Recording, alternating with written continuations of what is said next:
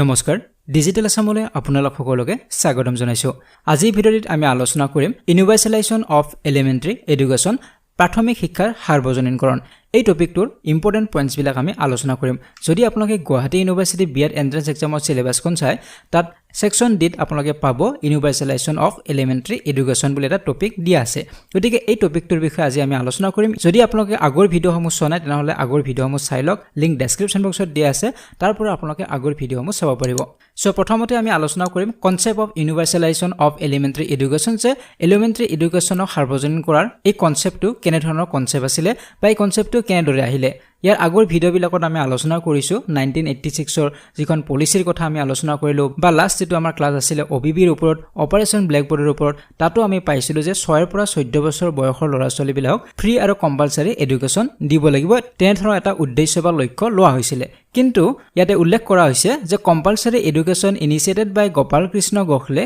could not give the desired result of removing illiteracy in the country। কিন্তু যেটো উদ্দেশ্যত compulsory আৰু free এডুকেশ্যনৰ কথা কোৱা হৈছিল সেই উদ্দেশ্যত সফল হ'ব পৰা নাছিল। গোপাল কৃষ্ণ গোখলে যিখন বিল আছিল সেই বিলখন ফেইল হৈছিল, কাৰণ এই যেটো লক্ষ্য আছিল লক্ষ্যত ফুলফিল হ'ব পৰা নাছিল আৰু দেশৰ যেটো ইলিটাৰেসি বা নিৰক্ষৰতা তাক ৰিমুভ কৰিব পৰা নাছিল। গতিকে তাৰ হলনি এটা নতুন কনসেপ্ট লোৱা হ'ল। এটোৱে কোৱা হৈছে new concept of universalisation has been evoked, আৰু ইয়াকে কোৱা হয় ইউনিভাৰ্সেলাইজেশন অফ এলিমেন্টাৰী এডুকেশ্যন বা প্ৰাথমিক শিক্ষাৰ সাৰ্বজনীনকৰণ। এই নতুন এটা কনসেপ্ট লোৱা হ'ল যেতিয়া আগৰটো ফেইলাৰ হ'ল। গতিকে তাৰ পিছৰ পইণ্টত আপোনালোকে চাব primary education is fundamental needs of life and it's development, কাৰণ প্ৰাথমিক যেটো শিক্ষা এটো হৈছে মৌলিক অধিকাৰ, এজন ছাত্ৰৰ বা এজন শিশুৰ মৌলিক অধিকাৰ হয়। তেওঁৰ জীৱনৰ চাহিদাবিলাক পূৰণ কৰাৰ বাবে প্ৰাইমাৰী এডুকেশ্যন পাব লাগিব। তাৰ ওপৰত যিবিলাক আমাৰ হিউমেন ৰিসোৰ্স আছে বা নেচাৰেল যিবিলাক ৰিসোৰ্স, মানৱ সম্পদ বা প্ৰাকৃতিক সম্পদ, এইবিলাক আমি সঠিকভাৱে যদি ইউটিলাইজ কৰিব লাগে তেতিয়া হলেও আমাক শিক্ষা প্ৰয়োজন হ'ব, প্ৰাইমাৰী এডুকেশ্যনৰ প্ৰয়োজন হ'ব। গতিকে প্ৰতিজন শিশুকে প্ৰাথমিক শিক্ষা দিবই লাগিব। প্ৰাথমিক শিক্ষাৰ পৰা যাতে কোনো ছাত্ৰই বঞ্চিত হ'ব নোৱাৰে তাৰ বাবে এই কনসেপ্টটো আনা হৈছিল ইউনিভাৰ্সেলাইজেশন অফ এলিমেন্টাৰী এডুকেশ্যন। সো এতিয়া আমি নেক্সট স্লাইডলৈ আহিছো যে প্ৰাথমিক শিক্ষাক যদি আমি ইউনিভাৰ্সেলাইজ কৰিব বিচাৰো বা সাৰ্বজনীন কৰিব বিচাৰো তেতিয়া হলে তিনিটা ক্ষেত্ৰত আমি ইউনিভাৰ্সেলাইজ কৰিব লাগিব বা সাৰ্বজনীনকৰণ কৰিব লাগিব। সো হেকেইটা হৈছে ইউনিভাৰ্সেল প্ৰভিজন, ইউনিভাৰ্সেল এনৰলমেন্ট আৰু ইউনিভাৰ্সেল ৰিটেনশন। সো প্ৰথমটোত কি কোৱা হৈছে ইউনিভাৰ্সেল প্ৰভিজন। এতিয়া যদি প্ৰতিজন শিশুৱে পঢ়িব লাগে, প্ৰতিজন শিশুৱে যদি স্কুললৈ আহিব লাগে তেতিয়া হলে স্কুলৰ সংখ্যা যথেষ্ট পৰিমাণে থাকিব লাগিব। কিন্তু সেই সময়ত প্ৰাথমিক স্কুলৰ অভাৱ যথেষ্ট আছিল, ল'ৰা-ছোৱালীয়ে বহু দূৰলৈকে খোজকাঢ়ি গৈ পঢ়া-শুনা কৰিব লাগিছিল। গতিকে সেইটো নাইকিয়া কৰাৰ বাবে এটা ইনিচিয়েটিভ লোৱা হৈছিল আৰু ইয়াতে কোৱা হৈছে যে শিশু এটিৰ ঘৰৰ পৰা 1 মাইল আঁতৰত স্কুলখন থাকিব লাগিব। গতিকে প্ৰতিজন শিশুৰে 1 মাইল আঁতৰত স্কুল থাকিব লাগিব। 1 মাইলত কৰি যাতে বেছি দূৰলৈকে যাব নালাগে তাৰ ব্যৱস্থা কৰা হৈছিল। গতিকে এইটো মনত ৰাখিব লাগিব যে শিশু এটাৰ ঘৰৰ পৰা কিমান দূৰত্বত হ'ব লাগিব, 1 মাইল দূৰত্বত স্কুল থাকিব লাগিব, প্ৰাইমাৰী স্কুল। গতিকে এনে ধৰণে ইউনিভাৰ্সেল প্ৰভিজন এটা লোৱা হৈছিল। সো 2 নম্বৰত কি কৈছে ইউনিভাৰ্সেল এনৰলমেন্ট। এটা দ্বিতীয় কথাটো হ'ল স্কুলখন থাকিলেই নহব, তাত স্কুলৰ ল'ৰা-ছোৱালীও যাব লাগিব, তাত এনৰলমেন্ট হ'ব লাগিব। এতিয়া 6 পৰা 14 বছৰ বয়সৰ প্ৰতিজন ল'ৰা-ছোৱালীয়ে স্কুলত নামভৰ্তি কৰাটো বাধ্যতামূলক কৰা হৈছিল। গতিকে সেইটো হৈছে ইউনিভাৰ্সেল এনৰলমেন্ট, কাৰণ বহুতো ল'ৰা-ছোৱালীয়ে সেই সময়ত স্কুললৈ যোৱা নাছিল, বিদ্যালয়লৈ যোৱা নাছিল। তাৰ বিভিন্ন কাৰণ আছে, আমি ইয়াৰ পিছত আলোচনা কৰিম সেই বিষয়ে। গতিকে ল'ৰা-ছোৱালী যাতে বিদ্যালয়লৈ আহে আৰু প্ৰতিজন ল'ৰা-ছোৱালী যাতে আহে তাৰ বাবে ইউনিভাৰ্সেল এনৰলমেন্টৰ ওপৰত গুৰুত্ব দিয়া হয়। 3 নম্বৰ আছে ইউনিভাৰ্সেল ৰিটেনশন। এতিয়া কথাটো হ'ল বহুতো ছাত্ৰ-ছাত্ৰী বিদ্যালয়লৈকে আহিছে, নামভৰ্তিও কৰিছে, কিন্তু এমাহ 2 মাহ 2-4 দিন স্কুলত আহি তেওঁলোকে ড্ৰপ আউট হৈছে, তেওঁলোক স্কুললৈ অহা নাই। গতিকে স্কুললৈ যদি নাহে তেতিয়া হলে এই যেটো উদ্দেশ্য ওই উদ্দেশ্যত সফল হ'ব নোৱাৰে, কাৰণ এলিমেন্টাৰী এডুকেশ্যনৰ যেটো কোৰ্স এই কোৰ্সটো সম্পূৰ্ণ নোহোৱাকৈ যদি ছাত্ৰ এজনে ড্ৰপ আউট হৈ যায় তেতিয়া হলে ইয়াৰ যেটো উদ্দেশ্য বা যেটো উদ্দেশ্যত ফ্ৰী আৰু কম্পালসৰি এডুকেশ্যন কৰা হৈছে সেই উদ্দেশ্যত ফুলফিল হ'ব নোৱাৰে। গতিকে সেইভাবে ইউনিভাৰ্সেল ৰিটেনশনৰ যথেষ্ট প্ৰয়োজন আছিল। ছাত্ৰ-ছাত্ৰীসকল বিদ্যালয়লৈ আহি যাতে কোৰ্সটো কমপ্লিট কৰি হে বিদ্যালয় এৰে তাৰ ওপৰত গুৰুত্ব দিয়া হৈছিল। গতিকে তিনিটা ক্ষেত্ৰত বেছি গুৰুত্ব দিব লাগিব যদি ইউনিভাৰ্সেলাইজেশন বা সাৰ্বজনীনকৰণ কৰিব লাগে প্ৰাথমিক শিক্ষাক। এতিয়া এই তিনিটা কাম কৰাৰ ক্ষেত্ৰত বিভিন্ন ধৰণৰ প্ৰবলেম আহিছিল। কি ইস্যুজ বা প্ৰবলেমছ আছিল ইউনিভাৰ্সেলাইজেশন কৰাৰ ক্ষেত্ৰত সেই বিষয়ে আমি এতিয়া আলোচনা কৰিব লাগিব। প্ৰথম প্ৰবলেমটো আছিল আননোন স্পিড অফ এডুকেশ্যন। এতিয়া আননোন স্পিড অফ এডুকেশ্যন মানে হ'ল যে ভাৰতবৰ্ষখন হৈছে বিশাল এখন দেশ, ইয়াতে বিভিন্ন ষ্টেট আছে, বহুতো ষ্টেট আছে, কিন্তু প্ৰতিখন ষ্টেটে শিক্ষাৰ ক্ষেত্ৰত সমানে আগবঢ়া নাছিলে কিছুমান ষ্টেট বেছি আগবঢ়া আছিলে আৰু কিছুমান ষ্টেট বহুত বেছি পিছপৰা আছিলে যেহেতু এই কনসেপ্ট বা স্কিমবিলাক সেন্ট্ৰেলৰ আছিলে গতিকে গোটেই দেশতে একেই নীতি কৰা হৈছিল একেই ধৰণে শিক্ষাবিলাক দিয়া হৈছিল সকলোৰে বাবে একেই নীতি আছিল এতিয়া কিছুমান ৰাজ্য যেনে ধৰক কেৰালা হওক মিজোৰাম হওক এইবিলাক এডুকেশনলি যথেষ্ট ডেভেলপ আছিল তাৰ ল'ৰা-ছোৱালীসকল এডুকেশনলি যথেষ্ট ডেভেলপ আছিল কিন্তু বিহাৰ বা অসম এইবিলাক ৰাজ্যৰ ল'ৰা-ছোৱালীসকল পিছপৰা আছিল গতিকে সকলোৰে বাবে একে নীতি হোৱা বাবে কিছুমান আগবাঢ়ি গৈছিল আৰু পিছপৰি থকাসকল পিছপৰিয়ে গৈ আছিল গতিকে এই আননন স্পীড অফ এডুকেশনৰ বাবে ছাত্ৰ-ছাত্ৰীসকলৰ লাভ হোৱা নাছিল আৰু যেটো উদ্দেশ্য আছিল সাৰ্বজনীনকৰণ কৰা সেই উদ্দেশ্যত সফল হ'ব পৰা নাছিল গতিকে এটো আছিল প্ৰথম ইস্যু বা প্ৰবলেম এতিয়া সেকেন্ড প্ৰবলেমটো কি আছিল লো এনৰোলমেন্ট তেনেদৰে ভবা হৈছিল যে ছাত্ৰ-ছাত্ৰীসকল ফ্ৰী আৰু কম্পালসৰি এডুকেশনত আহিব সকলো ছাত্ৰ-ছাত্ৰী তেনেদৰে হোৱা নাছিল গতিকে এনৰোলমেন্টটো যথেষ্ট কম হৈছিল বহুত কম ছাত্ৰ-ছাত্ৰীহে বিদ্যালয়লৈকে আহিছিল বেছিভাগে মাক দেউতাকৰ লগত পথাৰত কাম কৰিছে কোনোবাই ফাৰ্মত কাম কৰিছে এনেদৰে এংগেজ হৈ আছিল গতিকে এই লো এনৰোলমেন্টটো আছিল সকলোতকৈ ডাঙৰ এটা সমস্যা আছিল তৃতীয় সমস্যাটো কি আছিল আনএট্ৰাক্টিভ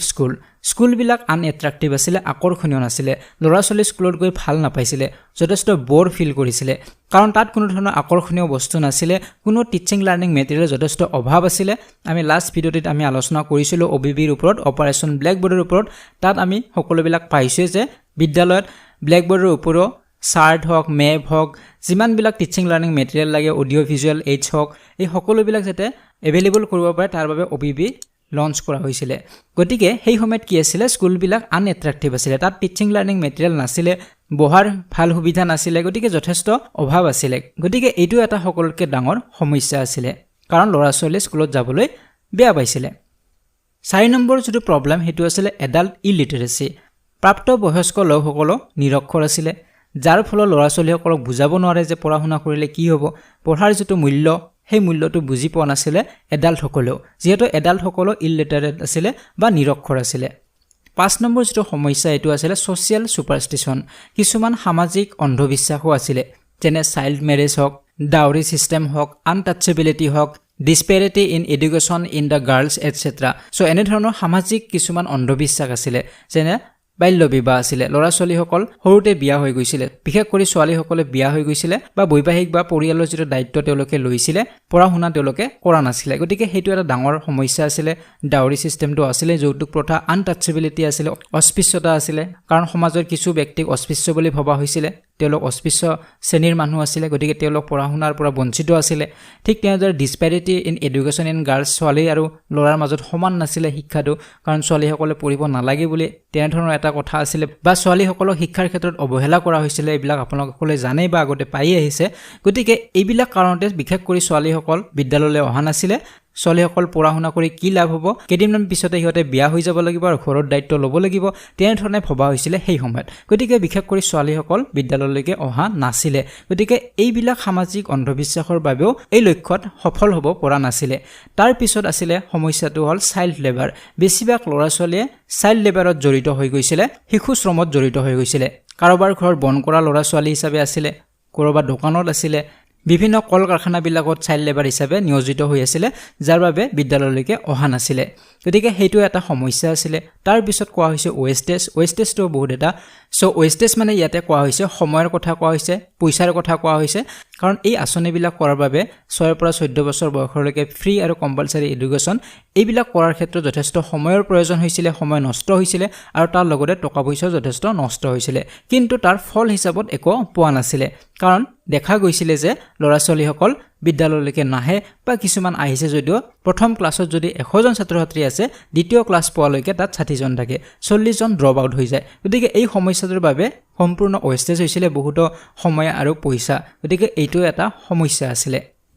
তাৰ পিছত 8 নম্বৰ যেটো সমস্যা এটো আছিল নেৰো অবজেক্টিভছ যিবিলাক কাৰিকুলাম আছিল যিবিলাক পাঠ্যক্ৰম আছিল যিবিলাক বিষয় পঢ়োৱা হৈছিল এলিমেন্টাৰী এডুকেশনত বা প্ৰাইমাৰী লেভেলত তাত বহুত কম কথা শিকোৱা হৈছিল বা তাৰ যেটো অবজেক্টিভছ বিলাক বহুত কম আছিল যেনে ইয়াত লিখা আছে 3 R's আছে 3 R's মানে ৰিডিং ৰাইটিং আৰু এৰিথমেটিক প্ৰবলেম বিলাক শিকোৱা হৈছিল কেৱল লিখা শিকায় পঢ়া শিকায় আৰু কিছুমান ম্যাথমেটিক্যাল টাৰ্মছ শিকোৱা হৈছিল গণনা কৰা শিকোৱা হৈছিল তাৰ বাদে বেলেগ শিকোৱা হোৱা নাছিল গতিকে এটো মনত ৰাখিব 3 R মানে হৈছে ৰিডিং ৰাইটিং আৰু এৰিথমেটিক গতিকে এটো সুধিব পাৰে কেতিয়াবা 3 R ৰ ফুল ফৰ্মটো কি 3R মানে ৰিডিং ৰাইটিং আৰু এৰিথমেটিক গতিকে এই কেৱল এই তিনিটা বিষয়ৰ ওপৰতে গুৰুত্ব দিয়া হৈছিল কাৰিকুলামত পাঠ্যক্ৰমত যাৰ ফলত ল'ৰা ছোৱালীসকলৰ বাস্তৱ জীৱনৰ প্ৰয়োজন হোৱাকে কোনো কথা তেওঁলোকে পোৱা নাছিল বা অভিভাৱকসকলে ভাবিছিল যে এইবিলাক পঢ়ি পিছত কি কৰিব গতিকে এনে ধৰণৰ কিছু সমস্যা দেখা দিছিল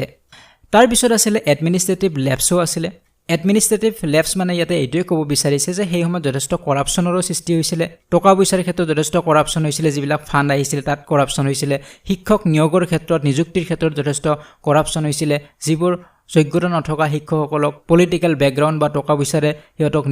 নিয়োগ কৰা হৈছিল যাৰ ফলত এডমিনিষ্ট্ৰেটিভ কিছু লেপছ হৈছিল যাৰ ফলত উচিত মানদণ্ডৰ শিক্ষা দিব পৰা নাছিল গতিকে এইটো এটা সমস্যা সৃষ্টি হৈছিল সেই সময়ত গতিকে এইখিনি আছিল সমস্যা এনে ধৰণৰ বহুতো সমস্যা আছিল তাৰে ভিতৰত আমি একিটা আলোচনা কৰিলো এই সমস্যাবিলাক দেখা দিছিল সাৰ্বজনীনকৰণ কৰাৰ ক্ষেত্ৰত গতিকে এই সমস্যাবিলাক সমাধান কৰাৰ বাবেও তেওঁলোকে কিছুমান ইনিচিয়েটিভ লৈছিল গতিকে কি ইনিচিয়েটিভ লৈছিল কি সমস্যা কি সমাধান তেওঁলোকে কৰিছিল হেতু আমি ইয়াতে আলোচনা কৰিম সো প্ৰথমটো হৈছে মাল্টিপল এন্ট্ৰি যেটো এন্ট্ৰি হয় যেটো এডমিশন হয় হেতু মাল্টিপল কৰা হৈছিল এনেকুৱা নহয় যে 6 বছৰ বয়সতে এডমিশন ল'ব লাগিব যদি কাৰোবাৰ 2 বছৰ ল্যাপছ হৈছে কাৰোবাৰ 2 বছৰ গ্যাপ হৈ গল 8 বছৰ হৈ গল তেতিয়াও এডমিশন ল'ব পাৰিব 9 বছৰতো এডমিশন ল'ব পাৰিব 10 বছৰতো এডমিশন ল'ব পাৰিব তেনে ধৰণৰ মাল্টিপল এন্ট্ৰি সিস্টেম কৰা হৈছিল আৰু বয়স অনুযায়ী বা তাৰ বুদ্ধি অনুযায়ী তেওঁক এটা ক্লাছত এডজাস্ট কৰি দিয়া হৈছিল মাল্টিপল এন্ট্ৰি সিস্টেম কৰা হৈছিল তাৰ পিছত কৰা হৈছিল পাৰ্ট টাইম ক্লাছৰ ব্যৱস্থাও কৰা হৈছিল পাৰ্ট টাইম ক্লাছ মানে ইয়াতে কি বুজাইছে যে অভিভাৱকসকলে ল'ৰা ছোৱালীক আহিব নিদিয়ে কাৰণ খেতি পথাৰত কাম কৰিব লাগে ফাৰ্মত কাম কৰিব লাগে তাত কাম কৰিলেহে তেওঁলোকে খাব পায় গতিকে তেনে ধৰণৰ সমস্যা আছিল সেই সময়ত যিহেতু যথেষ্ট দৰিদ্ৰতাও আছিল আমাৰ দেশত সেই সময়ত গতিকে ল'ৰা ছোৱালীসকল বিদ্যালয়লৈকে অহা নাছিল তাৰ বাবে কি কৰা হৈছিল পাৰ্ট টাইম ক্লাছৰ ব্যৱস্থা কৰা হৈছিল ইয়াতে কি হয় ল'ৰা ছোৱালীসকলৰ সুবিধা অনুযায়ী যেটো সময়ত মাক দেউতাকে সিহঁতক ফ্ৰী কৰি দিব পাৰে বা যিখিনি সময়ত সিহঁতে ফ্ৰী হৈ থাকে কোনো কাম নাথাকে সেই সময়তে সিহঁতক পঢ়োৱাৰ ব্যৱস্থা কৰা হৈছিল গতিকে এনেদৰে ছাত্ৰ ছাত্ৰীসকলৰ সুবিধা অনুযায়ী সিহঁতক ক্লাছ কৰা হৈছিল তাক কোৱা হৈছে পাৰ্ট টাইম ক্লাছ বুলি নেক্সট পইণ্টত কি কোৱা হৈছে ইমপ্ৰুভিং দা বিল্ডিং এণ্ড ইকুইপমেণ্ট আমি আগত প্ৰব্লেম এটা পাইছিলোঁ যে ক্লাছৰুমবিলাক বা স্কুলখন আনএট্ৰাক্টিভ আছিল আকৰ্ষণ একো নাছিল কিন্তু আকৰ্ষণীয় কৰাৰ বাবে কি কৰা হৈছিল বিল্ডিংবিলাক ইমপ্ৰুভ কৰা হৈছিল বিল্ডিংবিলাক ভালদৰে বনোৱা হৈছিল ভালদৰে সজোৱা হৈছিল আগফালে গাৰ্ডেন কৰা হৈছিল তাৰ ওপৰত ইকুইপমেন্টছৰ ব্যৱস্থা কৰা হৈছিল যিমানবিলাক টিচিং লাৰ্নিং মেটেৰিয়েলৰ প্ৰয়োজন হয় সেইবিলাক audio visual AIDS radio' set দিয়া হৈছিল টিভি সেট দিয়া হৈছিল গতিকে এইবিলাক ৰেডিঅ' টিভি অডিও ভিজুৱেল সকলোবিলাক এইডছ বা ইকুইপমেন্টছৰ ব্যৱস্থা কৰা হৈছিল আৰু বিদ্যালয়সমূহ আকৰ্ষণীয় কৰি তোলা হৈছিল যাতে ল'ৰা ছোৱালীসকল আকৰ্ষিত হৈ বিদ্যালয়লৈকে আহে গতিকে তেনে ধৰণৰ ব্যৱস্থা কৰা হৈছিল তাৰ পিছত কোৱা হৈছে ষ্টেটাছ অফ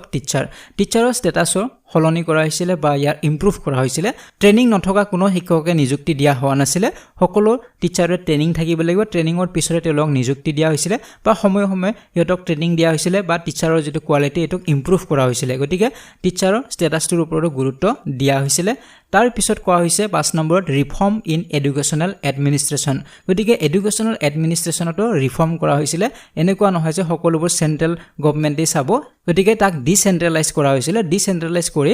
ষ্টেট গভৰ্ণমেণ্টক কিছু দায়িত্ব দিছে